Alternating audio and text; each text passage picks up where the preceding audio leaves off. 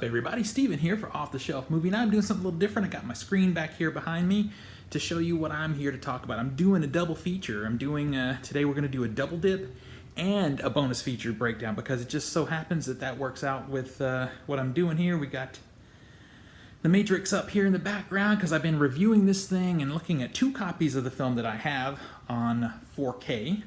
One was one I purchased and one was gifted to me, and I'm comparing them to see which one is the proper one to own. Do you own two copies of this film? What do you think? Did you upgrade? What did you do? Let me know in the comments. If you're a fan of talking about physical media, Blu-rays, 4Ks, and you know, the theatrical experience from time to time, then please give me a subscribe and a like. Let's talk about some stuff. I'm excited today. Can you tell? I just love this movie. It is a classic. We're getting a fourth one. I don't know if it's a good idea, but it's happening, so let's prepare for it and talk about The Matrix.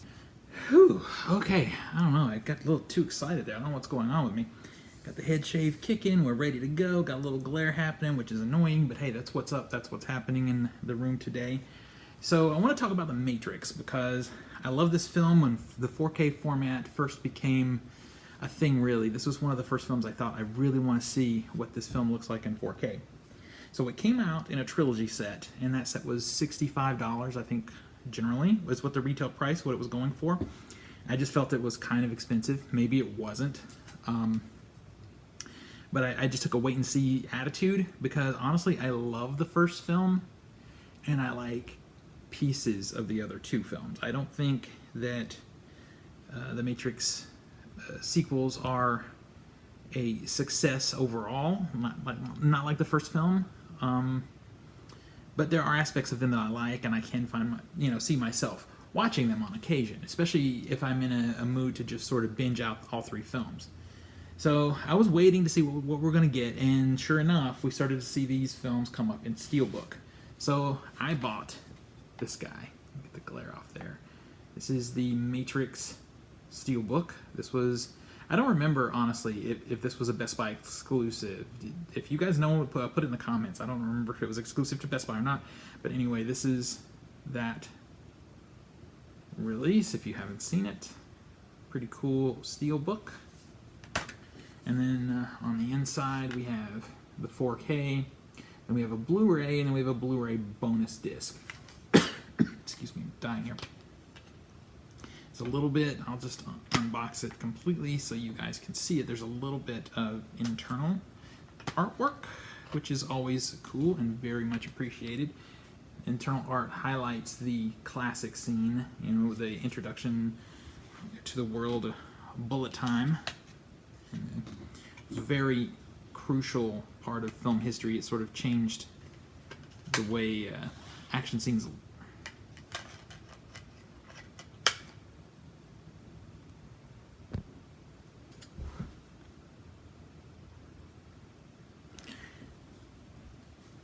So bullet time was a very crucial aspect of film history. It sort of changed the way action scenes were represented, the way things looked.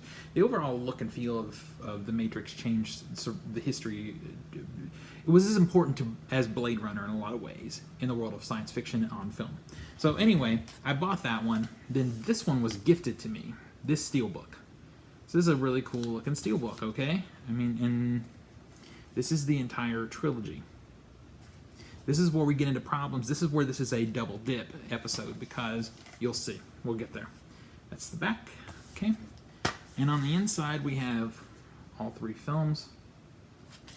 And then they're all in 4K, of course. Let me pop out the discs. And you can see we still get some cool artwork. This is a nice Steelbook. Put those back when I can do the order. So this is where we get into trouble, though. So let's break down the bonus features of the Matrix film. I've got trying to get to my notes here. So on the Matrix 4K itself, we get the in-depth set of commentaries carried over from the original Blu-ray that was released. And I'll just tell you what those are really quickly in case you don't own this set. I bet you do, though. So there's an intro from the Wachowskis. There's also a philosopher's commentary featuring two philosophers sort of talking about you know, the attempted, sometimes successful, sometimes not, sort of back philosophy of the Matrix and what it means, and you know, what the filmmakers are trying to say. Then we have a critics commentary with 3 critics watching the film and, you know, doing what they do, which is to criticize, you know, and it's great, it's interesting. Then there's also a cast and crew. I mean, it really should just be a crew plus one, because we have Carrie Moss, then we have Zach Steinberg and John Gaeta, and finally we have a composer commentary with Don Davis, and that track is very interesting because it's music only. It just plays the music, and he discusses his approach to scoring the film. Now, on the next Blu-ray, all we get is the in-movie experience. And that, I'll be honest with you, the in-movie experience, I'm kind of glad that stuff went away from Blu-ray, because it was kind of annoying. So you watch the movie, and then a white rabbit would appear, you tap enter or whatever it is on your remote, and you would have a behind-the-scenes clip that would play along with that scene. And you know, early on, the Wachowskis commenting on the scene and sharing stories or experiences or whatever. I'd rather see this in a documentary on its own. So to me, just it's there. It's like a piece of history in a way, because we don't get this on physical media anymore, and I'm kind of glad. The third disc is where it's at, that third Blu-ray, because it is all bonus features. The first thing is you get the music in its entirety. You get all of the songs from composer Don Davis, and you can play them. You can bring it up the list, and you can hit play all and play all that music, and it's great. A great bed music for, I don't know, parties or something. You get the trailers, of course, and then there's a section called Behind the Story, which just looks like one featurette, but the fact is it is not. It is that is the header for a whole series of featurettes, starting with The Matrix Revisited, which is 20 minutes. We get a Behind the Matrix, which is 43 minutes long, epic. We get Follow the White Rabbit, which kind of breaks down some certain scenes.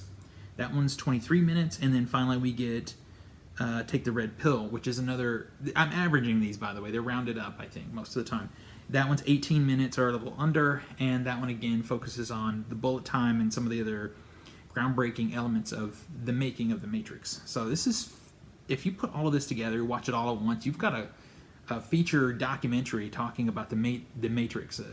And the movie deserves it. It is that important. Okay? So that is this guy right here. That's what's in here. So here, what do we get? You get the commentaries. That's it. That's all. So the commentaries are good. They're great. Basically what's here is just a reuse of the 4K disc that's in this, without all the other cool stuff. So this is 100% a double dip for me. And this, a lot of times with a double dip, I don't keep both. It's usually an upgrade. That's what I'm looking for in a double dip. But this is one of those instances where I end up keeping both of these. So annoying to have 2 Steelbooks on the shelf. But I don't know that the other 2 films, I have to look and see, to be honest with you, as a completionist. If the other 2 films are 3 disc sets, then okay, I might have to get those and then eventually get rid of this. But to be honest with you, the Reloaded and Revolutions are not that great.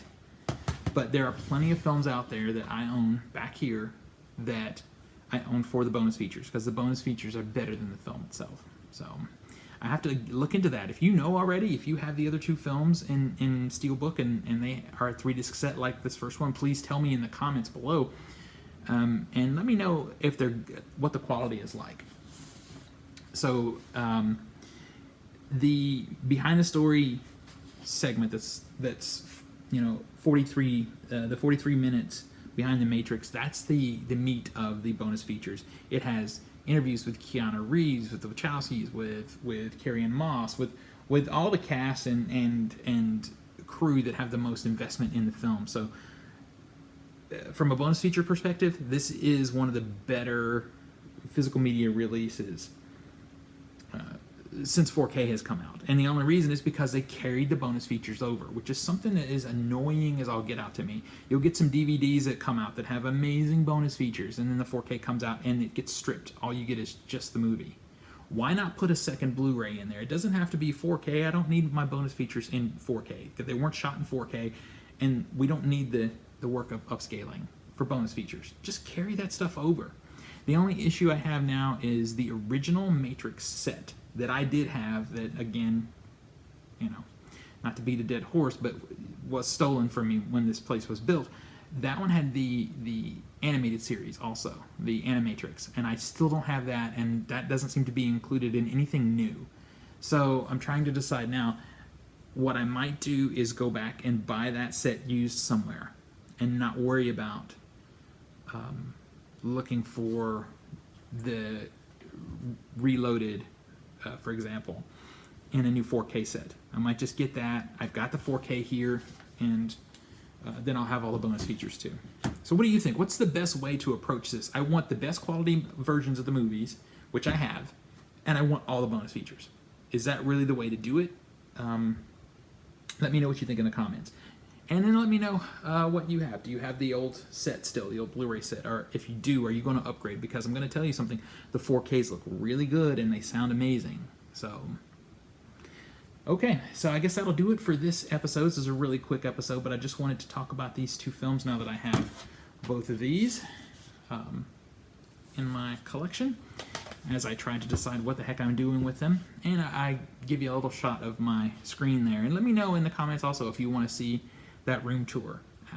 If it's something you really want to see, then I'll start working on it. I just got to get this room ready, and you know, it's kind of a big deal to do, but I'll do it if it's something you want to see. Anyway, until next we meet, pull something cool off the... Anyway, until next we meet, pull something cool off the shelf. Show it to your friends and family. Remind them that physical media is the best way to enjoy films and TV. I'll see you next time.